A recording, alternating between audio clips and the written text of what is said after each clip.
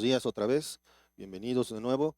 Vamos a continuar con nuestro estudio de el libro de Génesis, que ya vamos en el capítulo 14, gracias a Dios. Y el estudio de hoy quiero pedirles mucha atención porque le comentaba yo a Moni mientras lo preparaba. Estuve con el libro de teología de Kelly Delight y el comentario al hebreo de Evis Carballosa y varias cosas. Y realmente lo que vamos a ver hoy es muy académico. Por lo tanto, les quiero pedir mucha atención porque podríamos de repente caer en la tentación de, ay, qué bárbaro, qué aburrido, ¿no? Pero de verdad yo me sorprendí de la cantidad de detalles que las batallas que vamos a ver hoy presentan. Y lo más impresionante es que digamos que la batalla que menos tiene que ver con el héroe en segundo término del relato es la más breve, la más corta, la que menos detalles tiene. Y esto tiene su porqué, ¿de acuerdo?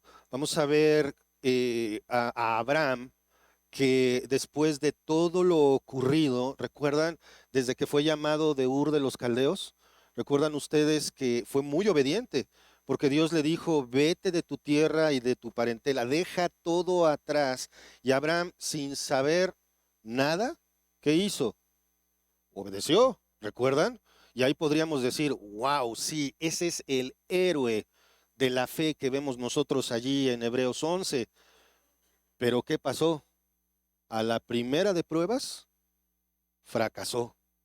Y fracasó estrepitosamente porque obedece a Dios al dejar Ur de los Caldeos, pero su fracaso también lo vemos al pecar desconfiando de Dios y la espiral descendente de pecado en la que se sumergió.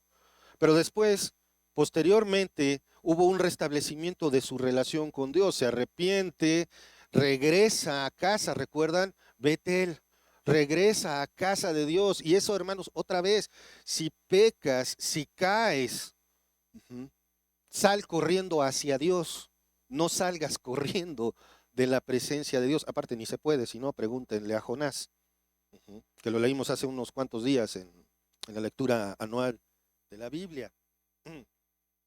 Es probable que Abraham tuviera un periodo de tranquilidad en el encinar de Mamre. Recuerdan que regresa a Canaán, se establece ahí en la región del encinar de Mamre y ahí edifica un altar. Restablece su adoración al Señor. Y eso es una de las marcas también cuando andamos arrastrando un pecado. No nos deja adorar al Señor. No nos sentimos con la capacidad quizás de adorar a Dios. ¿Por qué? Porque nos sentimos avergonzados, porque nos sentimos culpables, porque como no le confesamos nuestro pecado al Señor, como no pedimos perdón al Señor, entonces ¿qué pasa? Nuestra relación con Dios se ve obstruida, pero es más de nosotros para con Dios que de Dios para con nosotros. Abraham establece su hogar en el encinar de Mamre, establece su altar y Dios ha comenzado más bien a forjar el carácter de su siervo, ¿sí? Porque recordamos lo que pasó, ¿no? Que ya son tan ricos él y su sobrino Lot que aún con los otros dos pueblos ya no caben en la región y empiezan a tener problemas. Ujú. Entonces, del mismo modo en que al terminar esa primera prueba, vino otra prueba, luego, que fue la de separarse, tener estos conflictos con su sobrino Lot. Y Dios no deja que estemos estáticos en nuestro crecimiento de nuestras vidas, hermanos. Si estamos en un momento de la vida en la que sentimos que Dios no está haciendo nada en nuestras vidas, entonces algo está mal conmigo, algo está mal con nosotros. Porque Dios no nos va a dejar así. Recordemos, Dios es el que empieza en nosotros la buena obra y Él la va a continuar hasta la venida del Señor Jesucristo. Entonces, no nos va a dejar estáticos en nuestro crecimiento. Las pruebas son usadas por Dios para nuestro crecimiento y esto debe alegrarnos, hermanos. Porque si hay pruebas, si hay dolor, si hay dificultad, hermanos, quiere decir que Dios está trabajando en nuestro carácter. Si hay llamada de atención, quiere decir que Dios está trabajando en nosotros. Quiero que por favor me acompañen a Filipenses capítulo 1, versículo 6. Filipenses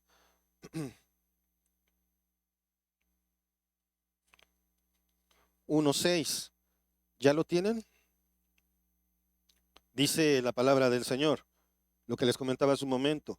Estando persuadido de esto, o sea, Pablo no tenía la menor duda de esto, que el que comenzó en vosotros la buena obra, la perfeccionará hasta el día de Jesucristo. Y esto implica obviamente vivir una vida completamente humana. Matthew Henry comenta, estemos siempre confiados en que Dios completará su buena obra en toda alma donde la haya comenzado por la regeneración. Esto es, si tienes tu fe puesta en Jesucristo, no importa si tienes un día de haber puesto tu fe en Cristo o 50 años. Ujú. Aunque tengas el tiempo que tengas, Dios va a continuar su buena obra, aunque no debemos confiarnos de las apariencias externas ni en nada, sino en una nueva creación para santidad. No importa si vemos que la persona se viste con el más fino traje o con las más blancas telas, eso no significa que su corazón sea igual. Entonces, la vida de un varón con la encomienda del calibre como la que recibió Abraham estaría llena de continuo y amoroso trabajo de Dios, forjándolo para que cumpla el propósito dado. ¿Y qué creen? La prueba no tardó en presentarse otra vez en la vida de Abraham. Y como el pasaje que vamos a estudiar hoy es Génesis 14 del 1 al 16, es un texto un poquito largo, entonces no lo vamos a leer todo para empezar, sino que lo vamos a ir abarcando poco a poco, pero por favor primero acompáñenme para encomendar este tiempo en manos del Señor. Padre amado, Padre celestial, gracias porque eres bueno, Señor, gracias porque eres misericordioso, eres grande, Señor. Gracias, Padre, porque eres tan paciente con nosotros que nos has dado tu palabra. Señor, te ruego por este pobre predicador, siervo eh, inútil, Señor, que nada tiene que decir si no es por tu palabra, Señor, que seas tú, tu Santo Espíritu, hablándonos, Señor. Gracias, Padre, por esto. Guíanos, Padre, pon en nosotros el concentrar la mente en ti, Señor. Y Padre, gracias por esto. Encomendamos este tiempo en tus manos, en el nombre de nuestro Señor Jesucristo. Amén.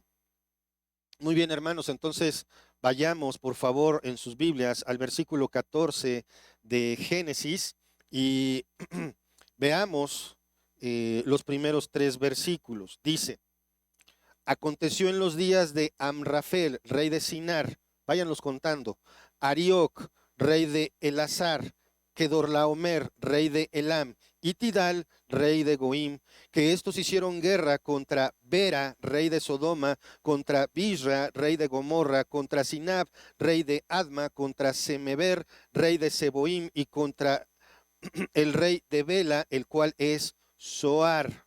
Todos estos se juntaron en el valle de Sidim, que es el mar salado.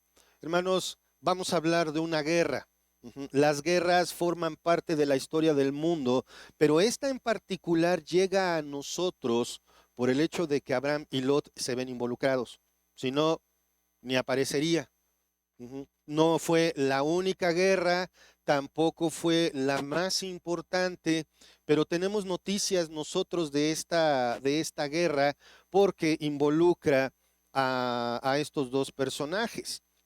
Esta guerra, ¿se fijaron cuántos contra cuántos? 4 contra 5, ¿de acuerdo? Estas se mencionan, son reinos o ciudades-estado. Son reinos, unos opresores y otros oprimidos. Va a ser una guerra de rebeldes contra opresores. Pero no podemos encontrar ni malos ni buenos en esta guerra. No hay ni buenos ni malos. Y eso es generalmente lo que tenemos que ver en las conflagraciones humanas. Cuando hay guerra, vamos a ver que generalmente la causa va a ser la ambición humana, ya sea de un lado o del otro, o el derecho, como dicen algunos personajes, el derecho a la paz le va a corresponder al que tenga el mazo más grande. Ujú. Vamos a obtener paz a cualquier costo, dicen otros, aunque tengamos que pelear por ella.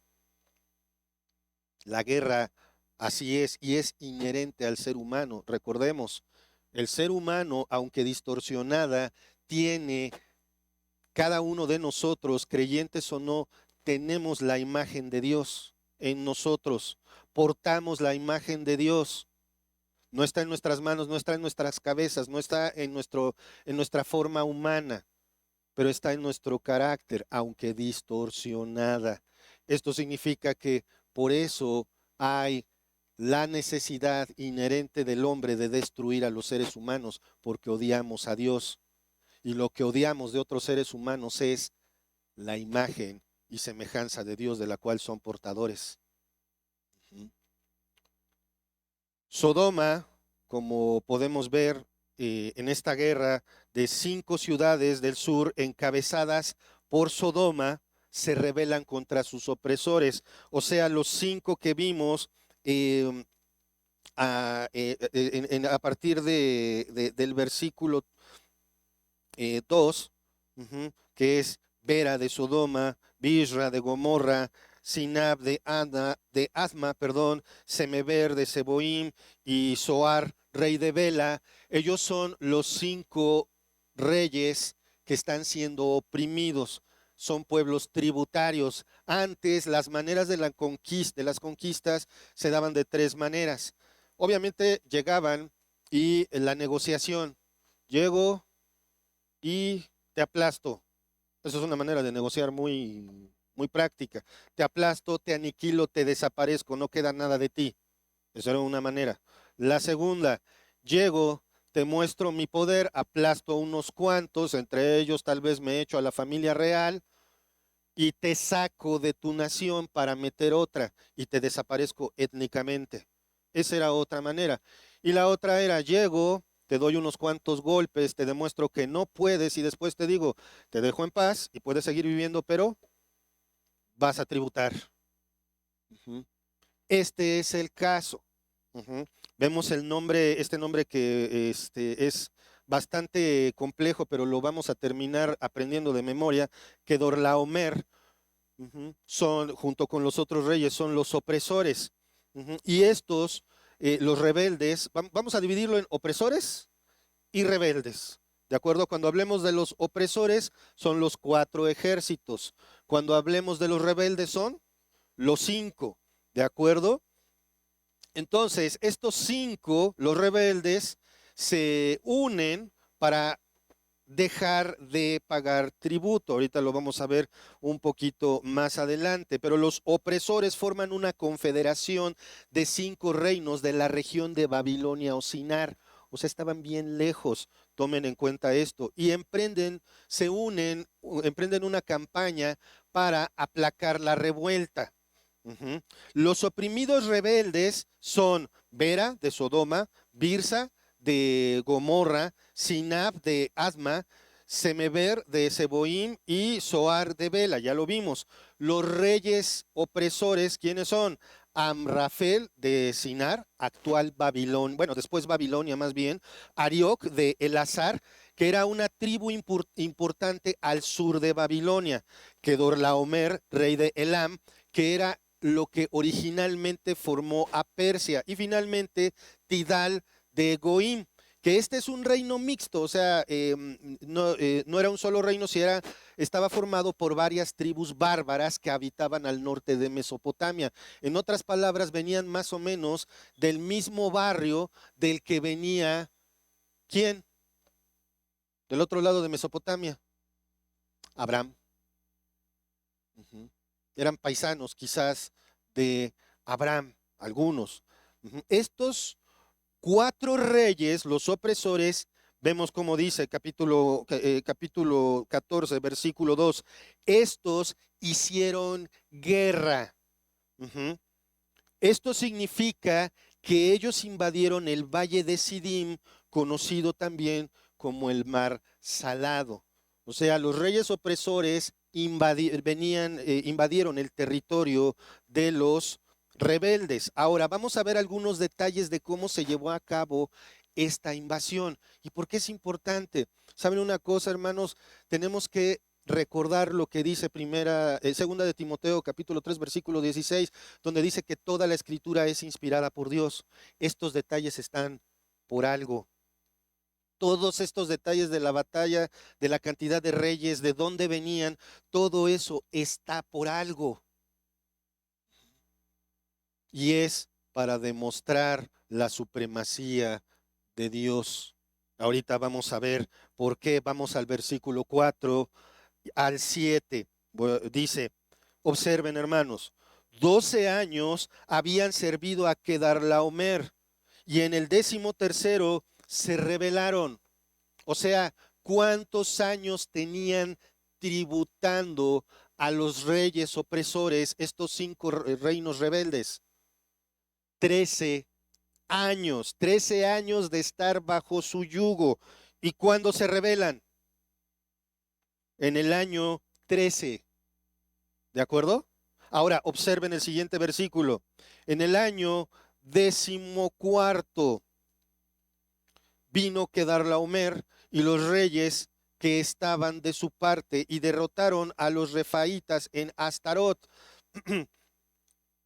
Astarot Carnaim, a los susitas en Ham, a los emitas en Sabe Kiriataim y a los oreos en el monte de Seir hasta la llanura de Parán que está junto al desierto. Y volvieron y vinieron a En Mispat, que es Cades, y devastaron todo el país de los amalecitas y también al amorreo que habitaba en Jasensontamar. ¿Mm? Observen la campaña militar que hicieron los 4 reyes de Oriente. Estos versículos nos dan una gran cantidad de detalles por los que se dio esta guerra. Vemos que Kedarlaomer ahora es mencionado en primer lugar, entonces él era el dirigente de la confederación de los reyes opresores. 12 años habían servido a Kedarlaomer. Las ciudades-estado oprimidas estuvieron bajo el yugo del reino de Elam 12 años. De esta confederación. En el año 13 se rebelaron y a los reyes de Oriente, ¿cuánto tiempo les tomó llegar para aplastar la rebelión? Observen, ¿cuánto tiempo? Casi un año, más o menos un año. El viaje era largo. Y una de las cosas que yo veo aquí es precisamente la estrategia. ¿Saben una cosa? Muchos piensan que viajar en grandes grupos es lo mejor, pero ¿saben? Cuando el grupo rebasa cierto tamaño es muy desventajoso, porque las necesidades de tanta gente y animales ya son demasiadas como para transportarlas. Entonces, el viaje, los reyes opresores, los reyes del Oriente, lo hicieron lentamente. Es básicamente el mismo viaje que hizo Abraham. Abraham tampoco lo hizo en un día. Nosotros vemos entonces que las ciudades-estado bajo el liderazgo de Kedarlaomer le toma más o menos ese tiempo viajar. ¿Para qué? Para llegar a Sidim, para combatir al ejército rebelde. Es evidente que al 13º año de esclavitud, los 5 reyes de la llanura dejaron de pagar tributo. Probablemente les tardó un tiempecito en llegarles la noticia. ¿Cuál? Pues en que ya no llegó. Probablemente hubo revuelta, quizás hubo asesinato de los funcionarios de los reyes opresores. Y estos 4 reyes de Oriente usaron la siguiente estrategia para evitar un ataque por la retaguardia. Vean el valor y la inteligencia de estos opresores. ¿Por qué? Porque aparte de los que tenían oprimidos, Seguramente había otros pueblos a los cuales ya habían fastidiado. Para evitar entonces un ataque por la retaguardia, barrieron, ellos vienen del oriente, barrieron pueblos desde el este al oeste y finalmente hacia el sur. Y cuando digo barrer, me refiero a eso. Barrieron no solo con sus rebeldes, sino con todos los que estaban alrededor y que pudieran apoyarlos. Ujú. Los primeros fueron los rebaitas, perdón, los refaitas. Ahí nosotros podemos ver estos detalles a partir de el versículo 5. Cuando vino Kedorlaomer en el año 14 y los reyes estaban de su parte y derrotaron a los refaitas de Astarot Carnaim. Ellos fueron los primeros. Estos refaitas fueron posteriormente desaparecidos por completo por los israelitas, cuando dirigidos por Josué empezaron a tomar la tierra prometida. Siguieron el ataque a los susitas, un pueblo de qué? ¿Qué dice ahí? A los susitas. Era probablemente un pueblo de gigantes. Aquí me llamó mucho la atención algo que comentaba con Moni y era precisamente el hecho de que aparentemente los gigantes sufrieron mucha persecución hasta que los exterminaron y eso fue a manos de David. Ujú. Porque aquí hay dos pueblos que probablemente estaban compuestos de gigantes. Acompáñenme por favor en sus Biblias a Deuteronomio capítulo 2 versículo 20.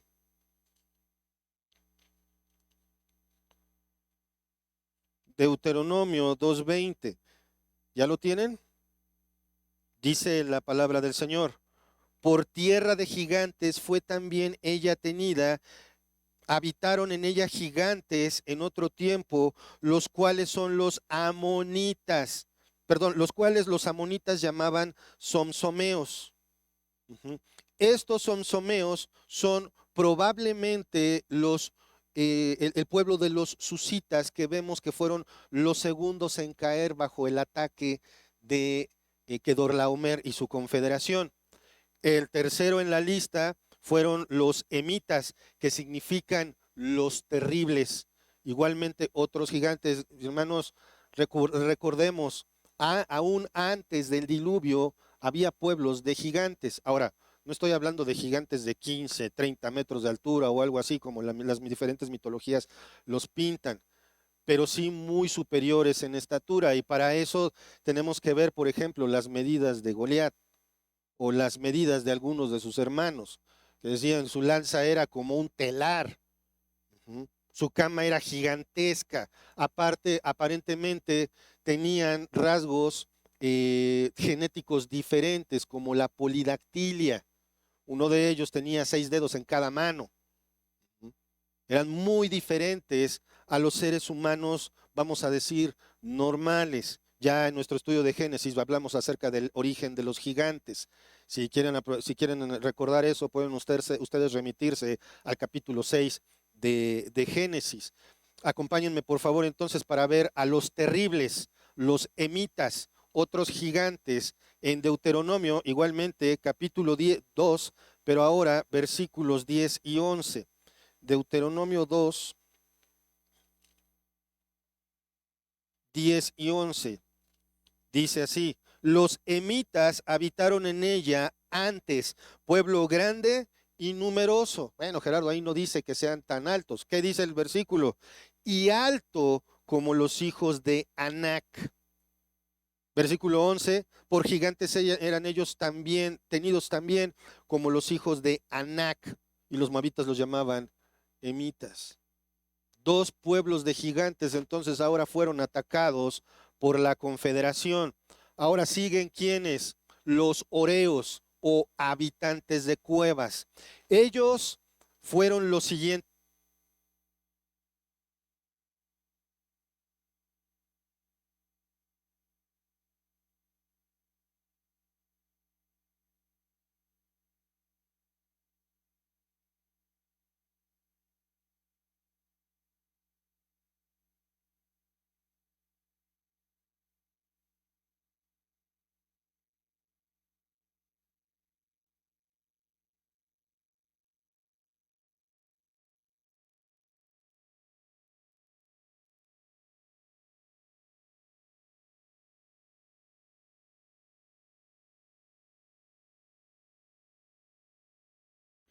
1, 2, 3. Ahí. Pues no sé, es cosa del cable. Bueno, vamos a continuar así. ¿Dónde iba?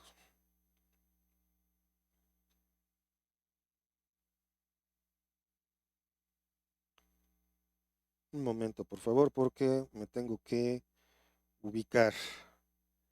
Mm, Ok, versículo 6. ¿De acuerdo? Los horeos, los habitantes de cuevas, fueron los siguientes en ser aplastados. De allí el ejército de Kedorlaomer se dirigió contra los amalecitas, o más bien a la región que en un futuro serían llamados los amalecitas, ya que en tiempos de Abraham estos no existían. Aquí es donde los críticos de la Biblia dicen, ahí hay un error. ¿Por qué? Porque está mencionando a los amalecitas. Sin embargo, los habitantes de esa zona no se llamaban así en ese tiempo. Aquí Moisés lo que está usando es un recurso literario que se llama un proléptico.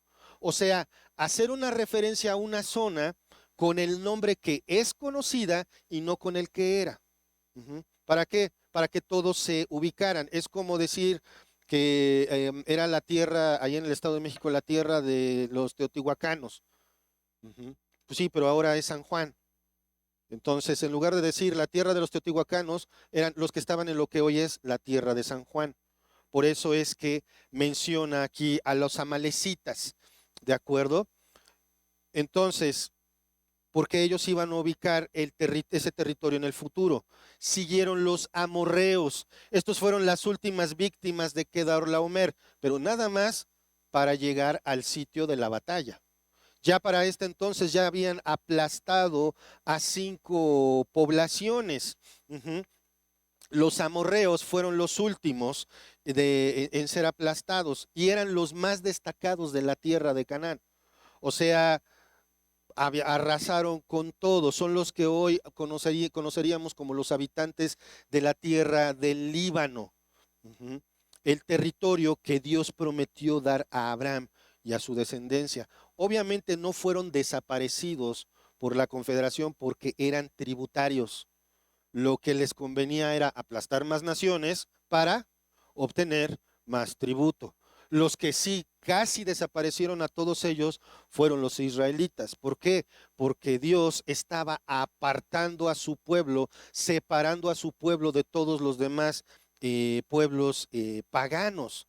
Ujú. Ahora vamos a ver el resumen de la batalla contra las ciudades-estado rebeldes. Nosotros vemos entonces que los 4 reyes opresores invadieron todo, arrasaron todo, su poder era devastador. Vamos entonces a Génesis capítulo 13, versículo 8. Y salieron el rey de Sodoma, el rey de Gomorra, el rey de Adma, el rey de Seboim y el rey de Bela, que es Zoar, y ordenaron contra ellos batalla en el valle de Sidim. Esto es contra Kedorlaomer, rey de Elam, Tidal, rey de Goim, Amrafel, rey de Sinar, y Arioc, rey de Elazar. 4 reyes contra 5. Observen la insistencia de Moisés en darnos esos detalles. ¿Cuántos contra cuántos? Si nos vamos por el puro razonamiento matemático, ¿quiénes tendrían mayor oportunidad? ¿Los rebeldes o los opresores? Los rebeldes, ¿por qué? Porque eran 5 reinos. Probablemente no del mismo tamaño, pero quizás el ser, vamos entonces ahora a verlo de esta manera, quizás el ser 4 contra 5 igualaba la situación. Pero también dentro de la estrategia de los reyes de Oriente estuvo el terror. ¿Cómo creen que les fue llegando con el tiempo la noticia de que iban aplastando uno por uno a cada una de las poblaciones o las ciudades-estado de las 6 que aplastaron antes de llegar al Mar Salado? Y ya aplastaron a estos y quizás unas semanas después siguieron estos. Y un tiempo después, estos. Y ay, nanita, o sea, estos vienen pero con todo. Y obviamente, conforme iban avanzando, probablemente la moral de los rebeldes iba bajando. ¿Mm? Y esto pudiera ser también clásico de aquellos que no tienen realmente en qué recargarse, que no tienen fe en algo superior. Pero quiero que sigan observando. Ya se dieron cuenta cómo el libro de Génesis nos da otra vez detalle tras detalle y nos repite una y otra vez que eran 4 contra 5. Y el detalle se repite una y otra vez. Versículo 10, nos quedamos en el 9, versículo 10. Y el valle de Sidim estaba lleno de pozos de asfalto. Hermanos, la ventaja estratégica del lado de quién estaba, de los visitantes o de los locales. En el fútbol supuestamente eso es una ventaja, ¿no? Es ventaja ser local. ¿Por qué? Porque es tu casa, porque tú la conoces. Ustedes pueden ver incluso en varios relatos de guerras, y no necesariamente en las bíblicas, sino también en la mitología de otras naciones, donde el hecho de conocer el terreno da la ventaja más grande. No, no importa tanto cuántos son, sino como es mi casa, yo sé cómo manejar la situación. Sin embargo, vamos a ver que esto no es determinante. Continuamos en el versículo 10. Observen la situación otra vez. Versículo 10. ¿Por qué estaba aquí este detalle? Y el valle de Sidim estaba lleno de pozos de asfalto, esto es brea, ese material del petróleo que es líquido, que muchas veces era usado para la construcción y para las carreteras. De hecho, hoy usamos algo muy parecido, que lo ponen hirviendo en las carreteras, negro, y que si se salpica tu coche jamás se le va a quitar esa mancha. ¿Cómo se llama? Chapopote. No es precisamente eso, pero es un material muy parecido. Pudiera haber sido usado como trampa. ¿Mm? Un lugar donde aquí nos ponemos en cuello de botella y los aventamos ahí. ¿Mm? Sin embargo, el versículo 10 nos dice el verdadero resultado. ¿Qué hicieron? Perdón, versículo 10, sí. ¿Qué hicieron? ¿Qué dice la palabra de Dios? Y cuando huyeron, o sea, ¿cómo? Estás en casa, probablemente eran más, o quizás un número nivelado, o quizás menos, pero tu ventaja es que eres el local. ¿Y qué hacen? Y fíjense, hermanos, ¿quién huye? ¿Quiénes son a los que mencionan? El rey de Sodoma y el rey de Gomorra. Pero eso no quita a los otros tres. ¿Quiénes eran entonces los más importantes por parte de los rebeldes? Sodoma y Gomorra. ¿Le suena familiar? ¿Le suena a la fama de esas ciudades? ¿Por qué huyeron? Evis Carballosa mencionaba que probablemente su corrupción les quitó el valor. El pecado hace que se nos vaya el valor. ¿Por qué? Porque ya no nos recargamos en Dios y entonces me acobardo. Y entonces como me siento culpable, ya no hablo de la palabra de Dios porque me da vergüenza, porque me da pena, porque no soy digno. ¿Recuerdan lo que decía antes de la Santa Cena? Confiesa tu pecado, participa, porque no solo debes, no solo puedes, debes. Este comentario se me hizo bastante acertado. Ujú. Y vemos nosotros entonces que hay una consecuencia, versículos 11 y 12. Y tomaron toda la riqueza de Sodoma y Gomorra y todas sus provisiones y se fueron. Observen que no dice y los aniquilaron. ¿Cuál era la estrategia de estos de Oriente? Llego, te demuestro que puedo más y págame. Ujú. Y quizás les han de haber dicho así o más fuerte. Ujú. Obviamente esto incluye a los otros 5 ciudades-estado de los rebeldes, a los otros 3, perdón, porque eran 5, ¿de acuerdo? Los ejércitos de la antigüedad eran verdaderos saqueadores. Vamos otra vez, capítulo 14, versículo 11. Y tomaron toda la riqueza de Sodoma y de Gomorra y todas sus provisiones y se fueron. Ujú. Pero también eran secuestradores. no solamente tomaban las cosas, los animales, la comida, porque también ustedes recuerdan a Gedeón, cómo los tenían oprimidos sin que tuvieran suficiente comida. Cada determinado tiempo iban y les robaban la comida y apenas les dejaban lo suficiente para subsistir. El miedo, hermanos, el miedo es una excelente herramienta de opresión, pero cuando tienes fe en algo más grande, eso no importa. El miedo pasa a segundo término porque el amor echa fuera el temor. Versículo 12. Tomaron también, es lo que les digo, también eran secuestradores. Tomaron también a Lot, hijo del hermano de Abraham, que moraba en Sodoma, y sus bienes, y se fueron. En otras palabras, se los llevaron. Probablemente media ciudad estuviera vacía. Probablemente de la casa de Lot no quedó nadie. Ahora, no sabemos si Lot estaba en la resistencia. No sabemos si Lot estaba metido nada más en la ciudad o qué fue lo que pasó hasta este momento. Pero observemos que entre ellos, ya entre los secuestrados, entre los despojados, ¿quién está allá? Lot. Acompáñenme por favor a Génesis capítulo 13, versículo 12.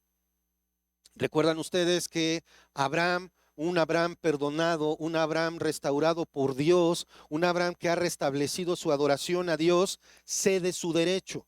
Él es el más importante. Y aún así, ¿qué le dice a Lot?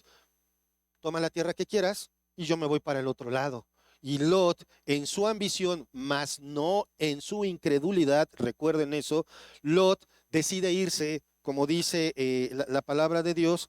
Dice, Abraham acampó en la tierra de Canaán, en tanto que Lot habitó en las ciudades de la llanura y fue poniendo sus tiendas hasta Sodoma. Él vio la llanura del Jordán y dijo, esa es tierra de riego, a mí no me va a pellizcar el hambre, a mí no me va a causar incomodidad el hambre. Y decide irse.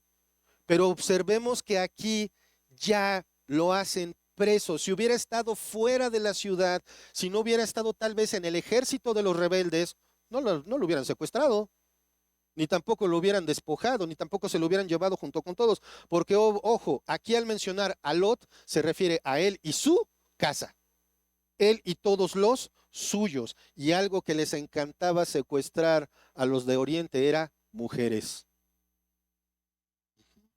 Por eso las poblaciones decaían, porque no había muchas mujeres.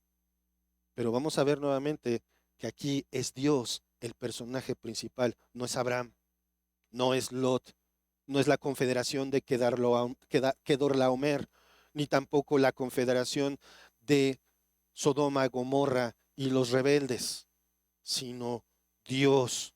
Notemos también una cosa, lo que podemos notar es que Moisés hace un especial énfasis en la relación de Abraham y Lot. ¿Cómo lo menciona la palabra del Señor? Hijo del hermano de Abraham, es su sobrino. Eso cuenta mucho. Ahora vamos a hacer una pausa aquí. Esta es nuestra primera reflexión, hermanos.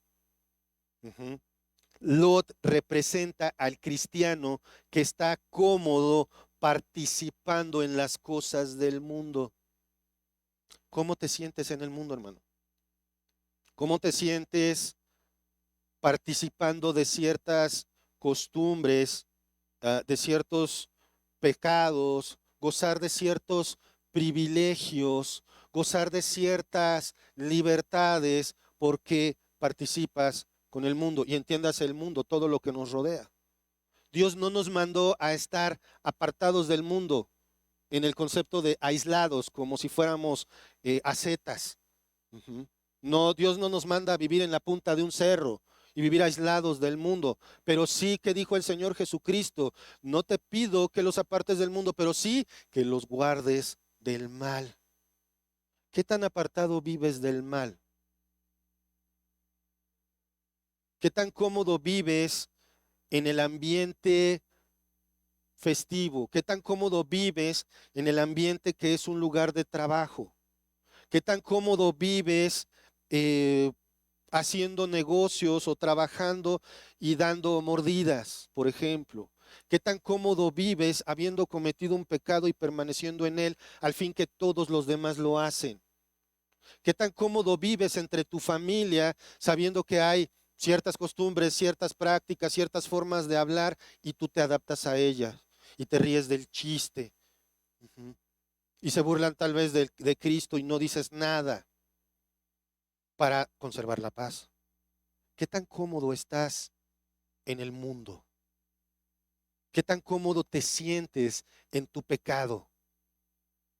¿Qué tan cómodo estás ahí? Sí me explico cuál es la reflexión aquí, porque seguramente Lot, ¿qué estaba buscando?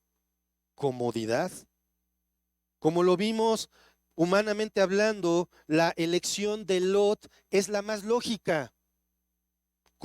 Y vamos, así como no debemos de ser tan duros con Abraham y su falla, también no debemos de ser tan duros con Lot y su error. ¿Por qué? Porque cualquier hombre es líder, cualquier varón es líder y tienes que tomar decisiones. Y la decisión de Lot también se vio involucrada el bienestar de sus ganados, de su familia, de sus esclavos, de sus siervos. Tenían que tener comida, eran un montón, imagínense, no cabían. Pero Abraham, ¿qué hizo? Se quedó ahí en Canaán, donde ya había habido hambre y dice, no, ya entendí, ahora confío en Dios y aquí me quedo. Y si tú lo quieres lo mejor, apartémonos. ¿Para qué? Para que no haya conflicto. Y vemos entonces parte del cambio de Abraham. ¿Mm? Lot no aprovechó, observen esto. Si bien es cierto, Abraham le dijo, si tú te vas a la izquierda, yo me voy a la derecha, si tú a la derecha, yo a la izquierda. Apartémonos para que no haya conflicto. Pero Abraham no dijo, vete porque no hay otra manera de arreglarnos. ¿Pudieron vivir en paz? Es muy probable. Pero ¿qué prefirió Lot?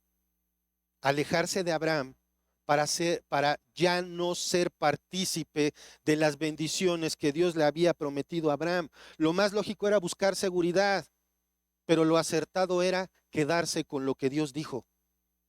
Dios le aseguró a Abraham que lo iba a sustentar. De aquí te haré una gran nación, esta tierra es tuya. ¿Recuerdan la vez pasada cómo incluso lo mandó a recorrerla? Que le daba ya poder legal, era su posesión legal. Ujú. Pero Lot prefirió no estar. Ahora está pasando por una situación terrible de violencia y es hecho prisionero junto con los suyos y es despojado de sus riquezas. Cuando un hijo de Dios, hermanos, reflexionemos esto, cuando un hijo de Dios está del lado del mundo y sus placeres pecaminosos, habrá consecuencias. Y una consecuencia no es necesariamente que lleguen y te secuestren. Ujú. Sino que te acostumbres, que te guste, que digas que tanto es tantito, ujú, que digas, no pasa nada, total, después le pido perdón a Dios y se nos va cauterizando la conciencia y nos vamos acostumbrando al pecado. Ahora, quizá Lot pensó que con mantenerse en la periferia de las malvadas ciudades podría evitarse contagiarse de la corrupción de ellas. ¿Recuerdan? Porque fue poniendo sus tiendas, no entró, sino que vivía a un ladito, lo suficientemente cerca para recibir los beneficios de estar en la ciudad, pero lo suficientemente lejos como para que no dijeran es un sodomita. O sea, de Sodoma, no lo que hoy se asume cuando se dice sodomita. Ujú. Pero esto ya no era así. ¿Qué pasó? Conforme fue transcurriendo el tiempo, se le fue quitando el miedo. Hermanos, eso también nos puede pasar a nosotros. Conforme convivimos pacíficamente con un pecado, se nos va quitando el miedo a ese pecado y vamos avanzando y entramos en esa espiral descendente de pecado. ¿Y qué es lo que hay que hacer? Confiésalo a Dios, pide perdón y sal corriendo a Betel, o sea, a la casa de Dios, regresa a Dios, no te apartes de Él. Otra vez, el pecado que no es confesado al Señor te aleja de Él. Ujú. Porque ya no te sientes digno, porque ya no eres lo suficientemente fiel para acercarte al Señor. No, ahí es donde más hay que acercarse a Él. Entonces quizás Lot pensó esto, que si estaba lo suficientemente lejos no se iba a contagiar de la corrupción. Sin embargo, el hecho es que ya vivía con ellos.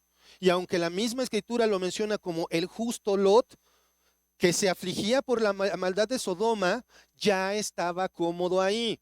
Más adelante lo vamos a ver que incluso estaba a la puerta, ya era de los más importantes de la ciudad. Eso no se lograba obedeciendo a Dios precisamente. Ujú. Versículos 13 y 14, acompáñenme por favor, allí en Génesis 14, versículos 13 y 14, dice, y vino uno de los que escaparon y lo anunció a Abraham el hebreo, que habitaba en el encinar de Mamre, el amorreo, hermano de Escol y hermano de Aner, los cuales eran aliados de Abraham.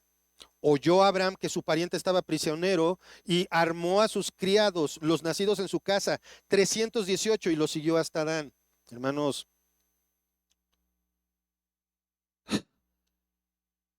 o sea, ¿cómo? Observen aquí varias cosas. ¿Se dan cuenta de la razón de los detalles de las guerras anteriores? Del aplastamiento de la región y luego la derrota de los 5 reinos rebeldes. O sea, eran un montón. Eran 4 reinos que fueron aplastando sistemáticamente a sus probables enemigos para después irse sobre los rebeldes y también darles hasta por debajo de la lengua, perdonando la expresión. Vamos a hacer una pausa aquí. Todo pinta para que los malvados reyes de Oriente se salgan con la suya, ¿sí o no? Son un montón. Ujú. Pero observemos la segunda reflexión. Uno de los que escaparon, o sea, de los derrotados de Sodoma, Gomorra, los otros 3, no lo sé, pero le lleva las noticias de la derrota y captura de Lot y los suyos a Abraham. Fíjense que aquí hace énfasis en un detalle, Abraham, el hebreo. ¿Y qué significa que era el hebreo?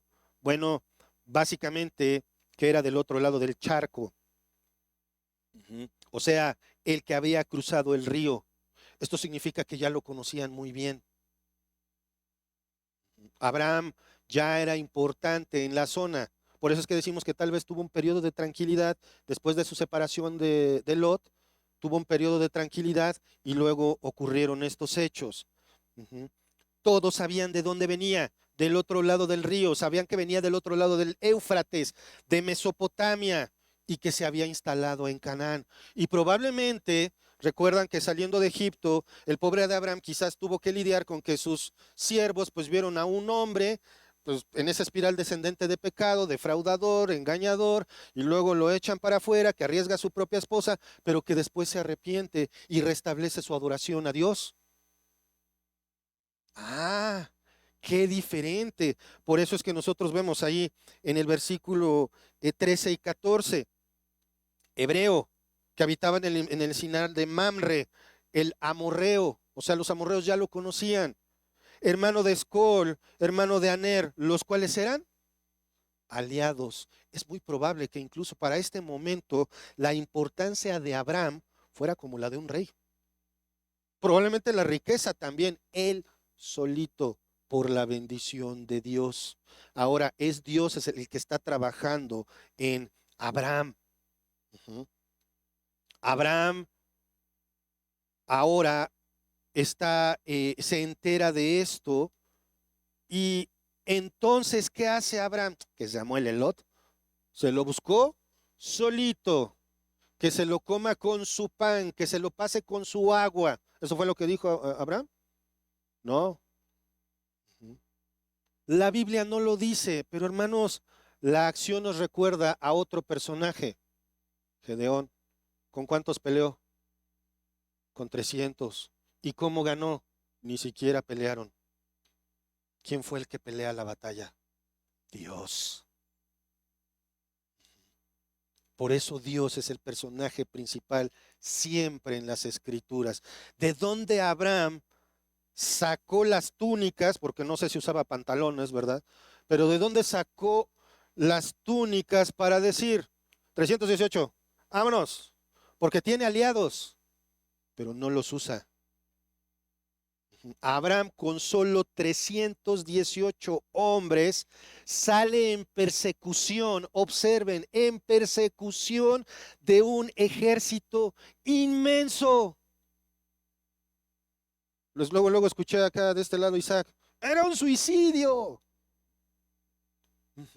Ahora, no estamos hablando de soldados, pero sí dice, observen la descripción. ¿Sí estamos en el versículo 14? Oyó Abraham que su pariente estaba prisionero y armó a sus criados, sus esclavos. No eran sus empleados, eran sus esclavos. Recordemos, la esclavitud se estilaba en ese tiempo, pero Dios establece un cierto trato. Eso ya lo veremos más adelante. Pero no era cualquier esclavo. ¿Qué eran? Nacidos en su casa. No eran esclavos adquiridos, eran los hijos, la prole de esos esclavos. Ahora, pues unos esclavos maltratados no irían con mucho gusto a pelear, a apoyar a su señor, ¿verdad? A su amo. Esto implica precisamente esa situación de que la esclavitud era manejada de otra manera en aquel tiempo, no una esclavitud aplastante, sino una esclavitud en la que aquellos que eran siervos tenían oportunidad incluso también de tener cierta riqueza bajo el ala de su amo. Por eso es que cuentan con él, o sea, por algo, esas familias de esclavos que lo vieron caer, que lo vieron equivocarse y lo ven reivindicarse, ahora lo apoyan. Ahora, no creo tampoco que fueran unos debiluchos y que Abraham fuera un panzón, sin fuerza. Si vas a ir a pelear, también tienes que estar en buena condición física. Y eso es otra reflexión, hermanos. Cuidémonos nosotros también. No vamos a salir a pelear. Pero hermanos, que no seamos varones que luego no podemos ni mover unas sillas. Pero no se trata de la fuerza física nada más. ¿De dónde? Otra vez, pregunta nuevamente, hermanos, ¿de dónde saca la idea Abraham que puede? De la misma confianza en Dios que tuvo cuando Dios le dijo, vete de Ur. Ya Abraham probó lo que es desconfiar en Dios. Ya sabe lo que cuesta desconfiar en Dios. Ya sabe lo que es pecar por haber desconfiado de Dios. Ya sabe incluso lo mal que se vio por exponer a su propia esposa y que fue Dios mejor el que la defendió en lugar de él.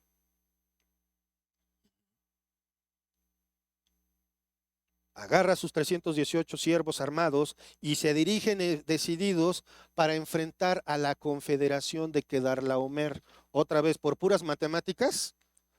Primero vimos que por puras matemáticas los rebeldes hubieran ganado. Ahora los héroes de la historia van a su muerte segura. Tal vez más de un siervo dijo, pues como lo vimos en la película de La Forja, ¿no? Pues no voy a ser yo el que diga que no. Vamos. No sé cómo, pero yo veo que él tiene confianza. Vamos. O quizás algunos de sus siervos también ya creían. No lo sabemos. La Biblia no nos los dice. Para este tiempo es muy probable que Abraham, como les decía, ya fuera respetado como un rey. Y tiene aliados. No los usa. Ya Abraham sabe lo que es recargarse en un pagano. Ya se había recargado en Egipto. ¿Y cómo le fue? Ahora, el versículo 14, oyó Abraham que su pariente estaba prisionero y armó a sus criados, los nacidos en su casa, 318, y los siguió hasta Dan. Nos muestra nuevamente el cambio, como ya lo había dicho. Una vez que Abraham regresó a Betel, la casa de Dios, fue redimido y su relación con Dios es restaurada. Ahora vemos que Abraham no se comporta rencoroso, sino que tiene amor por su sobrino. ¿Recuerdan que Dios lo consuela? Vete a recorrer tu territorio. Tranquilo, yo estoy aquí contigo. Y recordemos que los 4 reyes dirigidos por Kedorlaomer y sus ejércitos ya habían aplastado a 6 pueblos y habían derrotado la alianza de 5 ciudades-estado. Yo quiero que lo recuerden y lo recuerden y lo recuerden, porque ¿quién está en desventaja? Abraham. ¿Acaso era posible que Abraham tuviera éxito? La respuesta está en la actitud del patriarca. Ya no es el mismo, hermano. Hermanos, no te recargues en tu propia fuerza, porque vas a fracasar. Vamos, dijo el otro. Vamos a fracasar. Si te recargas en lo que yo puedo hacer, olvídalo. Abraham llevaba todas las de perder. Pero yo me acuerdo mucho de David, cuando va y está Goliat intimidando al ejército israelita. Y todos, porque también en ese entonces eso pasaba. Las guerras se resolvían uno a uno. Aviéntame a tu campeón, yo te aviento a mi campeón y el que gane, ya. Así se evitaban también la pérdida de gente, tampoco eran tan salvajes. Era una manera más razonable de resolver los conflictos. Pero, ¿qué pasó? ¿Qué dijo David? ¿Que ese incircunciso va a aterrar a los ejércitos del Señor? Y hasta lo vemos en la descripción del equipo. La armadura le quedaba grande. ¿Y qué hace? Yo con piedras. Y quítenme esto porque en lugar no me puedo ni mover. Y bueno, el resto de la historia ya ustedes se la saben. ¿Por qué ganó David? ¿Por qué mató a Gol? Con la puntería que se cargaba por matar osos y leoncillos. Zúmbale, sin necesidad de espada, sin necesidad de nada, por pura gracia divina. Lo mismo aquí. Esto es un Davidcito contra un gigantesco Goliat. Entonces, otra vez, ¿acaso era posible que Abraham tuviera éxito? La respuesta franca y llana es no. No era posible, pero tenemos un Dios de lo imposible, un Dios de segundas, terceras, cuartas oportunidades. Ya Abraham no confía en sí mismo, sino que decidido y movido por su amor a su sobrino y su confianza en Dios, ¿qué dice? Observen ahí al final del versículo 14. Lo siguió hasta Dan. En otras palabras, los persiguió. Observen esta parte. Dan es la antigua Lais al norte de Canaán. Otra vez, los críticos de la Biblia dicen, es que esto es atemporal porque menciona a Dan. No, recuerden, es un proléptico. O sea, Moisés les está diciendo los de Dan porque saben dónde es Dan. Porque si les decía los de Lais, todos iban a quedarse con cara de interrogación. ¿De acuerdo? Versículo 15, observemos la grandeza del Señor, hermanos. Cayó sobre ellos de noche. Aquí no dice, y fueron y acamparon e hicieron un viaje largo. No, vámonos, directito, como vamos, sin miedo. Tal vez alguien le dijo, pero Abraham, somos 318. Pues somos más porque Dios viene con nosotros. Tú y Dios es mayoría. Así de simple, hermanos. ¿Confías en eso? Escuchen cómo se escucha medio raro. Tú y Dios son mayoría contra lo que sea. Vamos a continuar porque esto se pone emocionante. ¿Dónde iba? Sí, 15. Y cayó sobre ellos de noche, él y sus siervos. Otra vez, ¿llevaba más apoyo a Abraham? No, solo iba con sus 318, con sus esclavos, no más. Y les atacó de noche. Pues tampoco era tonto Abraham. Vamos a atacarlos, probablemente cuando estén dormidos. Probablemente estaban todos embrutecidos celebrando la victoria, abusando de las mujeres secuestradas, tal vez contando las riquezas obtenidas, las riquezas capturadas, viendo los animales, viendo toda la provisión, o sea, toda la comida que le habían quitado a Sodoma y Gomorra. O sea, en este momento Sodoma y Gomorra, ¿qué necesitan desesperadamente? Comida, ayuda, porque eran ciudades grandes. Y les cae Abraham de noche, los ataca y los fue siguiendo hasta Joba, al norte de Damasco. Observen la grandeza de Dios. El ejército de Kedorlaomer se vio reducido por el pequeño ejército de Abraham. Es obvio que solo por la intervención divina es que esto pudo ser cierto, pero esto no significa que Abraham y sus esclavos no usaran la estrategia. Los atacaron de noche, sean inteligentes. Tenemos que ser astutos, hermanos, antes de hacer cualquier movimiento. Sí, vamos a orar y le vamos a pedir a Dios que nos guíe. Pero también si vas a construir tu casa, primero haces un buen cimiento, ¿no? No vas a decir en el nombre de Jesucristo, esto no se va a caer y construyes una casa de naipes. ¿Qué va a pasar al primer soplido de los vientos de Pachuca? Adiós. En el nombre de Jesús, Señor, danos los recursos para que esto tenga un buen cimiento, para que no se caiga. Y en lugar de hacerlo yo, mejor contrato a un buen ingeniero, ¿no? A eso es a lo que se refiere esto. Usó la estrategia, pero solamente por intervención divina pudo hacer esto. Pero observen lo rápido de la descripción de la batalla de Abraham. ¿Cuántos versículos para la incursión de Kedorlaomer y la confederación de los reinos opresores? Y para la batalla de Abraham, 1. Y ya. Ataque, triunfo, persecución. En un versículo así de grande es Dios. Por eso tantos detalles de los otros ejércitos, tantos detalles de la incursión, tantos detalles de la batalla, hasta lo de los pozos de brea.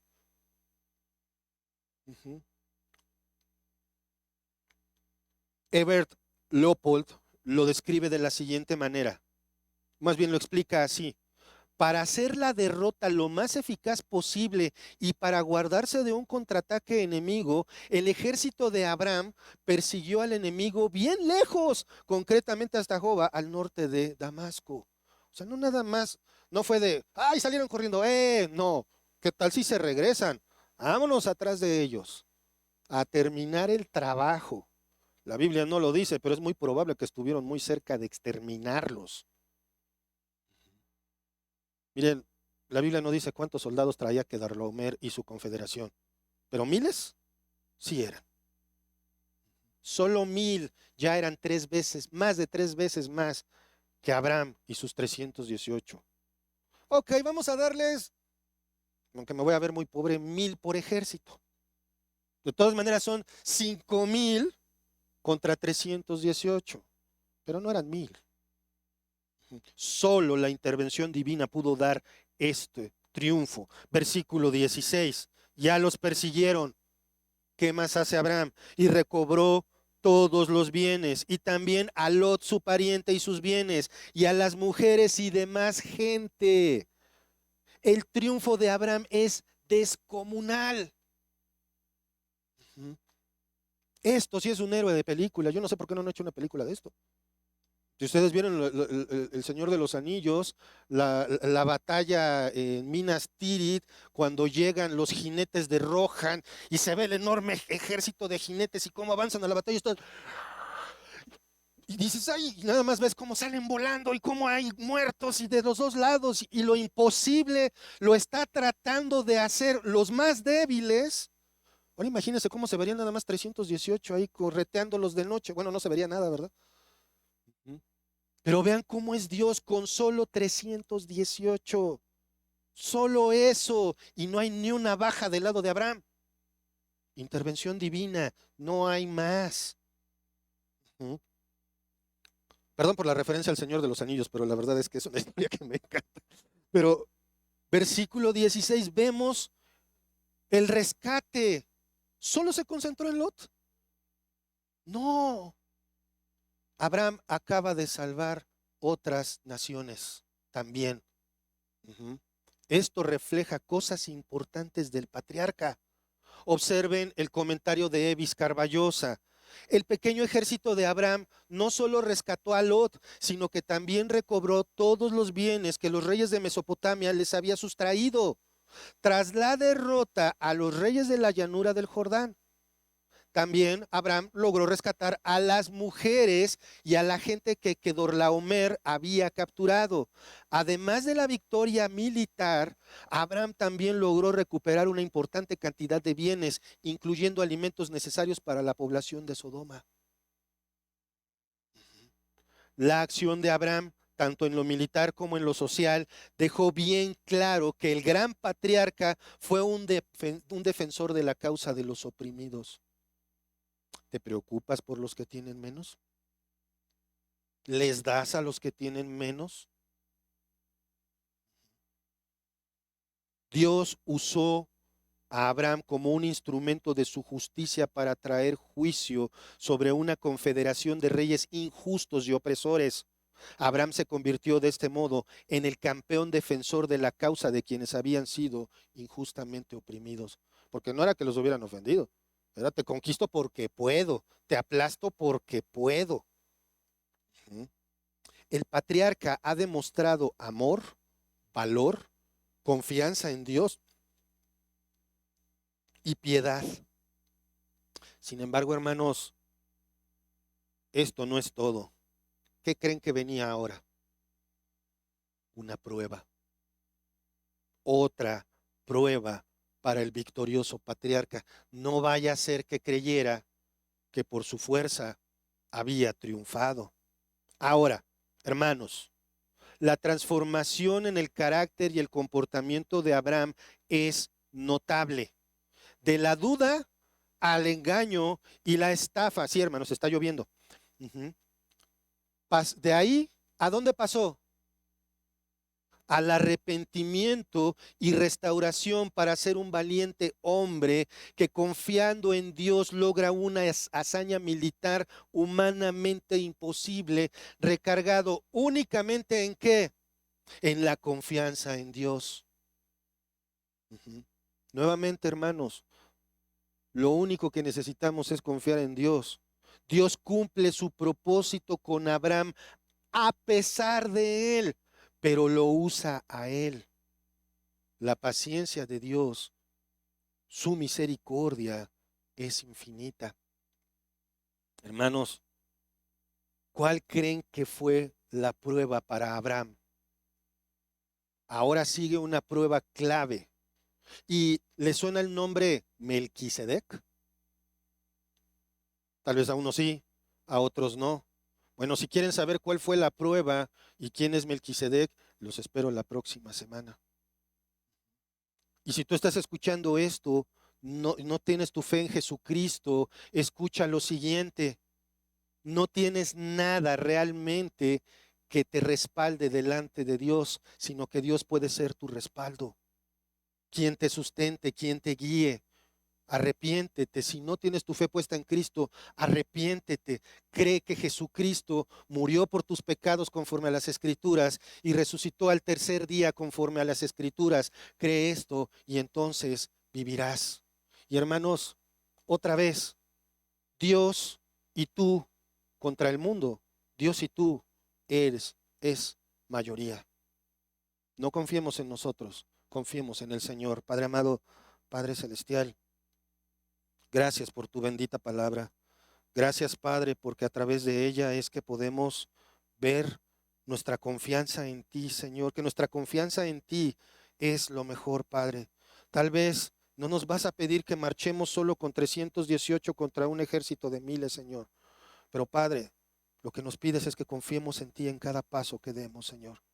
Que siempre nuestros pasos estén bajo el escrutinio de tu palabra, Señor. Pon en nosotros esa confianza, Padre. Abraham es un ejemplo tan nítido, tan claro, Señor, de lo que nosotros debemos ser. Padre, no hombres, no seres humanos confiados en nuestra propia prudencia, en nuestra propia fuerza, en nuestros propios recursos, sino confiados en que eres tú el que siempre nos va a dar la victoria, Padre.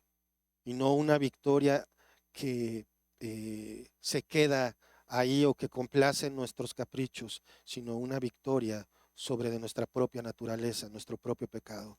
Señor, gracias por esto, en el nombre de nuestro Señor Jesucristo. Amén.